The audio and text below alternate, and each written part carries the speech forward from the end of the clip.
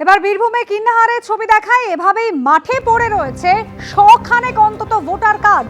পশ্চিম পাড়ার মাঠে উদ্ধার হয়েছে 100-রও বেশি ভোটার কার্ড। কার্ডগুলি পূর্ব বর্ধমান জেলার চিনিশপুর মল্লিক পাড়ার ভোটারদের, এমনই দাবি করছেন স্থানীয় বাসিন্দারা। কার্ডগুলি সংশোধনের জন্য আমার কাছে ছিল, দাবি করছেন এলাকার একজন অঙ্গনওয়াড়ি কর্মী। এই অঙ্গনওয়াড়ি কর্মীকে স্থানীয় বিএলও হিসেবে দায়িত্ব দেওয়া হয়েছিল, পরে যদিও বিএলওর দায়িত্ব থেকে তাকে সরিয়ে দেওয়া হয়, দাবি করছেন স্থানীয় বাসিন্দারা।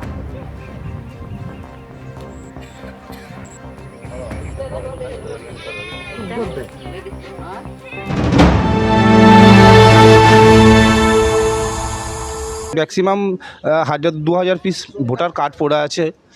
উনি বলছেন, পাশের বাড়ি একজন, উনি বলছেন যে ওনার বাড়ি এখানে ছিলেন না, এখানে কিছুদিন হলো এসছেন।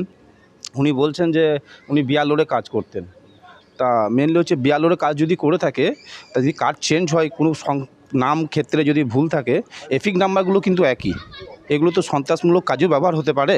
তা যাই হোক, যাতে প্রশাসনের উপর ছেড়ে দিলাম, সুব্যবস্থায় কার্ডগুলো কী পরিপ্রেক্ষিতে ওনার বাড়িতে ছিল এটা জানার জন্য পুলিশ তদন্ত করুক যে কী বিষয় এটা পাওয়া গেছে। এগুলো সব যে পাড়া প্রতিবেশী আছে যারা সন্দেহ করছে, বাংলাদেশও হতে পারে, কিন্তু বিষয়টা সঠিক আমাদের জানা নাই। সকালবেলা দেখলাম মাঠে পড়েছিল, এইটুকুই।